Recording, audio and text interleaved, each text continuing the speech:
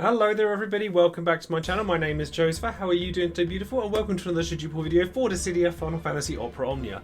In today's video we're going to be tackling the next tier of Dimensions and Transcendence, and another really powerful damage dealer that's going to be coming along with it. So if you'd like to know more about Rinoa, the other characters on Rinoa's banners, including Shantotto and the return of her BT+, as well as DET11 itself, then stay tuned and keep on watching.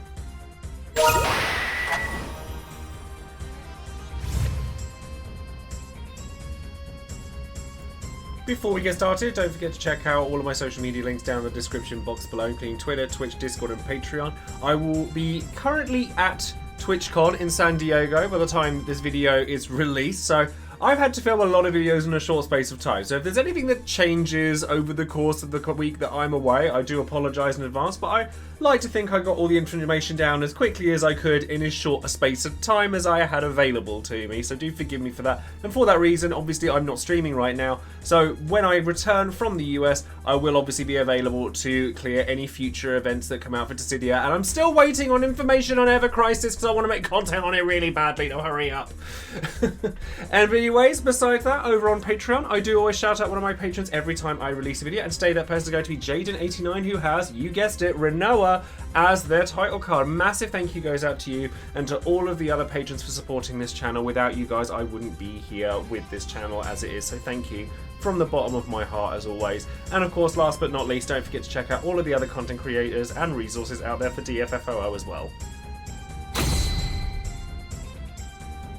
So let's get ahead and get stuck into these banners then, shall we? So the first one that we're going to talk about here is going to contain Rinoa's FR weapon and only her FR weapon, the return of Shantotto and her full kit including her BT, and then Realm and Edward along for the ride for their LDs. Now, Realm only gets force enhancements here, and there's not much to say about Realm that hasn't been said already, in that characters like her and Elnash that warp and do little chips of damage aren't as valuable now as they once were because they just don't do as much in force time as you'd like them to. But Edward does get a bit of a rework. Of course, shout outs to Mediu for their translations on Reddit here, and it's alright, it's pretty generic. You get extra uses of his Bard Song ability. Edward is very much a generic a support unit as they come. Auras, healing, all of that jazz, but the thing that makes him separate is the fact that he has his hide and return mechanic. He cannot be hit while he's hidden, but his auras are smaller, and when he uses return, he does extra damage while doing it. And, you know, while you get extra bits from his buffs here, it's all just complicated ways of saying you get different buffs depending on whether he's hiding or he's returning. And then his LD is the other thing that sets him apart as well, which is his sleep debuff, his lullaby, which does damage and gets an extra skill use here, which is always pleasant for an LD, and it means that it makes it so that his sleep debuff is one action longer than it was previously. This is fine, like it's nice in a pinch, like if you expect enemies to take multiple turns in a row, the sleep can be handy, but past that, there are other methods of sort of nullifying enemy turns that are a bit more consistent and a bit easy to use. Like, we've just had Agrias come around and who does a better job of this than Edward does. But it's useful. But the fact that you obviously tick it down each time you hit them, it's not the greatest. His EX, it gets 4 HP dumps now, which is a thing, and that's pretty much it. Like, there's not a huge amount to say about Edward. He's a bit better than he was, and sleep is still fairly unique. His hide mechanic means that it's like inadvertently reducing damage for AoE attacks because he can't be hit with them. And yeah, it's okay, but I definitely wouldn't go out of my way to pull here, or on this banner at all for that matter. So now, of course, we come to Shantotto, who, oh, Shantotto. Shantotto is definitely one of the more unfortunate characters in DFFOO. In fact, I cannot think of a time realistically where Shantotto was ever a must-have character. She was an early adopter of LD-BT. The LD was nice, the BT wasn't necessary. I used her LD a fair amount without her BT back when it came out because I don't have her BT. And she's just very all over the place when it comes to the way she deals damage. And considering that she is a damage dealer, she doesn't do that much of it, which is kind of sad. Like, she has debuffs, she has elemental imperils, but now that we're in kind of elemental lockout content, she does too many different elements to realistically be useful. So Rage Arrow, like when she uses her Rage skill while she has her Rage buff, she uses her skill 1 and 2 twice, which is something. Rage Arrow meaning that it has 6 HP dumps on it, and Rage Bio now has 4 because it procs twice as well. But one's wind, one's dark. You kind of have to pick and choose which skill you're using depending on what you're fighting. And then Salvation Scythe. Salvation Scythe is actually good because the Ruin's Curse debuff is 100% defense down and paralysis. And it's now a 2-turn debuff, not a single turn one. And it's 5 HP dumps on there. It's nice, but is it enough realistically to warrant Shantotto and the rest of her mediocre kit? Not really, especially when you look at her C90 and her Rage Divine Malison. It's 6 HP dumps, because it activates twice. It's still not that great. It's fine. It's fine. But this is now Holy Magic as well, so it's just a really bad time for Shantotto. I'm sure there are people that can make her work. We've seen that elemental lockouts don't render a character completely redundant if you don't want them to. But are you really going to go all in on a character like Shantotto when Rinoa is on the same banner and we've just had Tifa? The answer from the majority of people is going to be no. So then moving on to the other banner, this is where you will find Rinoa's full kit, including her new FR and her BT. Vivi is going to be getting force enhancements here, and then Deuce comes along and gets reworked with her LD returning as well. Now, Deuce is also not particularly well known for her strength, and never really has been, except for maybe when the very first time she came out, if that. But she gets multiple skill uses added on, like 3 on skill 1, 4 on skill 2. However, she is pretty much as generic a support as generic gets. Like, she buffs auras, she's got HP regen, she's got all of that stuff, and her main thing is that she boosts magic attackers, which, realistically, the kind of magic attackers you're sitting here looking at now, I'm looking at this one down here, you really don't need Deuce to be supporting her, I'll just put that out there now. But Concerto is now an instant turn rate skill that adds to the note count, which is quite nice, because note is a stacking buff, which isn't really that big a deal, it just augments speed and attack really. But then Dissonant Sonata, which is a skill 2, now is a 5-hit AoE Brave single target HP attack with splash damage, but it triggers multiple times depending on the number of note stacks you have on your party, up to a total, or the number of notes that the party has, up to obviously a maximum of 3, and that means it's a 4 HP dumping attack. Pretty much all the stuff I have to say about her at this point. She gets 5 HP dumps on her Hymn of Healing, which is in and of itself a fairly generic buff. It's not anything super crazy, it's just adding typical stuff, so attack up, HP regen, bravery damage up, HP damage up, all the stuff that you'd expect, and now it has brave gains up. And then EX, very much the same story. 5 HP dumps, pretty generic buffs in Fortissimo. I just don't think that Deuce is cutting it. Realistically, she's just not. Like, there's nothing outwardly wrong with her, but are you really going to use her over the plethora of far more, like, powerful and, to be frank, interesting characters when it comes to, like, support roles? Because, to me, Deuce is as boring and as dull as support gets. So now we come to Rinoa. So first things first, I didn't actually like Rinoa's costume for this event when I first looked at it, but the more I look at it, the more I'm like, actually, I'm kind of living for this idea of living out my magical girl fantasy through Rinoa, because I don't particularly like Rinoa as a character. But Dissidia does. I'll tell you that for free. Dissidia likes Rinoa. So she gets her rework, FR, and BT here, and her rework is pretty solid. But you're probably not going to care about 90% of it, and I'll get to why, but we'll explain it anyway.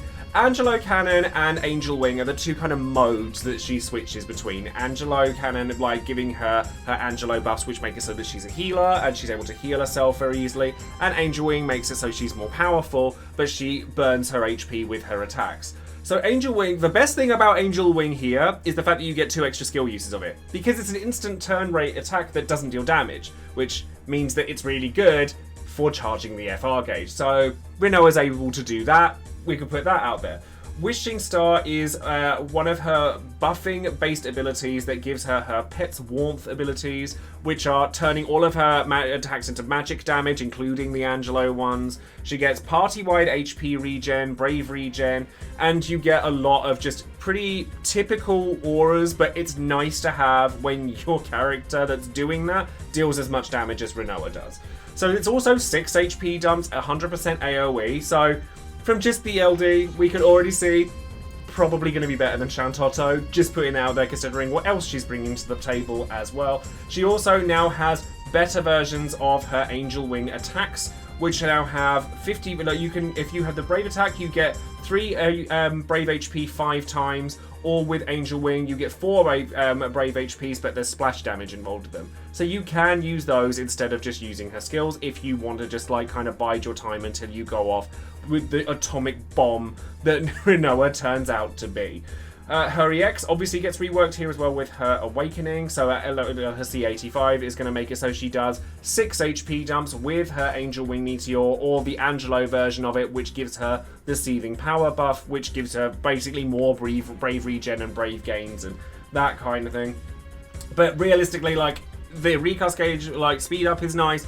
It's just damage. What you care about is the fact that Rinoa does a lot of damage, but she happens to be able to heal if you need her to as well. So Rinoa's FR comes along here. Now Rinoa's FR is going to be very imperative to her kit if you plan to use her a lot. Rinoa is a character that's going to require her entire kit to really work efficiently, and it's because of the way in which her FR interacts with her BT. So Dancing Moon. Yuna is her partner here, which is kind of fierce. It gives her her Angel Wings buff, so it puts her into that ready for when you need to go off with damage. It consumes 30% of your HP to your party, which is designed to use in conjunction with the FR itself, and it's 4 HP dumps. Big damage, all of that good stuff. And the force time that it asks for, or the benefits that it asks for, are to select a magic attack command, have a special effect granted like Angel Wings, and to have a turn pass with a character having less than 100% HP. Not particularly difficult for Rinoa. However, because of this, it's very easy to charge the gauge when it comes to Rinoa, just doing things for herself. So, with the benefits added to the fact that you're using an attack that doesn't deal damage, if you wanted to just charge up a little bit before you go off into your burst phase, Angel Wing, pressing that button while you have force time active is going to crack up the force time by 115%.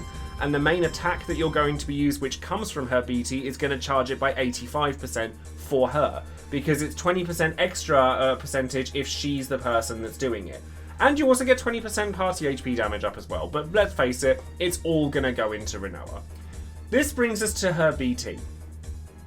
Her BT is crazy. So this is double, big damage, typical BT stuff, gives Angel Wing again. After you use like Angel Wing, you get Ultima or Angel Wing Ultima, depending on what mode you're in. You'll want to be an Angel Wing for this. And if you already have Ultima up, you get more uses of it. You get your party attack up, your Brave regen, your HP cap up, your HP damage cap up, your Bravery damage cap up, all that good stuff is great. You get 6 uses of Ultima, which is a button similar to Machina's Furious Blades. Except it's stronger, because if you're using Ultima Angel Wings, it eats up her HP, which is great for her FR ability, and deals 9 AoE Brave HP attacks. 9. With huge Brave gains in between, you can deal cataclysmic damage with this thing. It's grotesque. Whatever Tifa was doing for single target, and for melee damage, Rinoa's doing it for AoE damage and magic damage. Honestly, I personally believe that the sweet spot is having both, and therefore I wouldn't want to choose between the two, but they're both just crazy powerful units. The fact that Rinoa has access to like healing and all these auras and all of that, honestly, all of that is icing on the cake to this bloody attack here. Ultima Angel Wing is just foul, and the fact that she can charge the FR gauge herself and also charge it ready for a burst phase full of Ultima Angel Wings where you're cracking 100% plus on Angel Wing the skill a couple of times before you actually get started, you'll be wiping enemies out with this attack.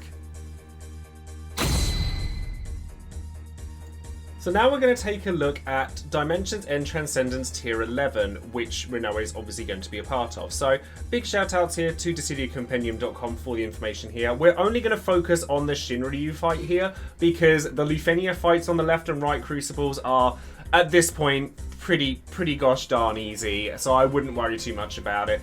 Honestly, given the last couple of Transcendence tiers we've had, this one's not too bad either, and that's primarily on the back of how little HP they have. So you're against two Armallows, which are sort of like spike throwing. We've had enemies like these before, but where at various thresholds they will throw an attack at you, which will reduce your HP by 80%. That is the primary sort of gimmick of this fight, and they do it every 20% HP, and they also do it every 1st, 3rd, 5th, 7th, and 9th turn, as long as they're in force time. The force time itself is actually pretty nasty as well, in that they inflict some nasty old debuffs to you, which can include stop as well as paralysis. So if you're taking a 0 boss turn route, then you might want to bring along a Raijin LD call, because let's face it, you bring Raijin LD call to practically every fight. And if you're going a more defensive route, then you're going to want ways of getting around this, whether you bring somebody like Ignis or Lena, or like something along those lines to stop you from taking some of these like nasty debuffs. It would be ideal. From 50%, they actually get some nasty absorption as well, so you are going to need to switch modes depending on which end of 50% HP they're on. If they're on high HP, they have a lot of brave damage reduction, and then from 50% onwards, they have low bravery damage reduction but high brave gain reduction. To get around the physical and magical damage here, you're going to want some sort of elemental enchant if you can get around that, and then you'll be fine. And you also have to deal with an HP poison by 10% of your HP every turn, like pretty much consistently throughout the entire fight. So I could sit here and explain loads and loads of strategies for you, but realistically, 90% of you will have pulled for either Tifa or Rinoa and will probably just beat your face around these guys, because you'll be able to take both of them out without an issue at 80 million HP, because let's face it, those two characters will deal more than double that within their burst phase if you've set them up correctly. However, I do think that a fun way to go about this is to use the enemy's needle shower attack on thresholds and in force time to your advantage, and you can then just keep countering things. If you want to take Faris and Galoof, you can do that. You could also take, like, I've seen Arden clear this solo, I've seen Rinoa clear this solo. Arden obviously won't be able to do it for us just yet because we haven't got him yet with his FR and everything. But there's actually a lot of ways that you can get around this. One of the biggest recommendations that I have, I've said this before with a lot of events that have sort of HP threshold attacks that are guaranteed to reduce your health. Because the HP threshold for this is 15,000, you want to make sure you're at high health. But honestly, there is nothing that a quick Alexander summon can't fix as soon as you're about to finish the enemy off. Unless you're doing it in a burst phase. Just use Alexander before you go into the burst phase. That's honestly the best way I would go about doing it. Stick some HP regen on, make sure that the character's not going to fall too low during the BT phase, and go through it. As the DET's gone on, this one is definitely one of the easier ones we've had, and it's more on the back of the power of the characters that we're seeing to come alongside it than the actual fight itself. Now sadly, because of the fact that I've had to rush all of my videos together, I don't actually have a would you pull poll for this particular banner, but I can pretty much guarantee you that most of the player base is probably going to be pulling, at least in some fashion, for Rinoa across either this banner or other banners that feature her BT. But with that being said, we'll go straight into the should you pull section of the video. So, should you be pulling for Rinoa or anyone else featured on her banners? Yes, for Rinoa. No, for everybody else. But honestly, like, it doesn't matter who else is on these banners, quite frankly. Everything else is just gravy to Rinoa's kit. Like, it's just the damage she deals is, like I said earlier, cataclysmic. It's ridiculous. Anything that Tifa does for melee damage that's single target, Rinoa does with magic and AoE damage. Between those two, you can tackle most things with relation to damage. If you still want to stick with your Machinas or your Tiduses and stuff like that, you can, but be warned that the power creep level of Tifa and Rinoa is staggering. Like, 9 AoE HP dumps on Rinoa, 12 or 13 on single target for Tifa.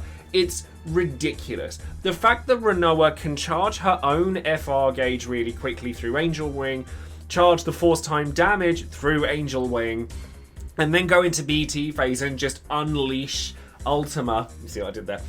Like, repeatedly, not much is gonna survive that, to be honest. Like, it's just not.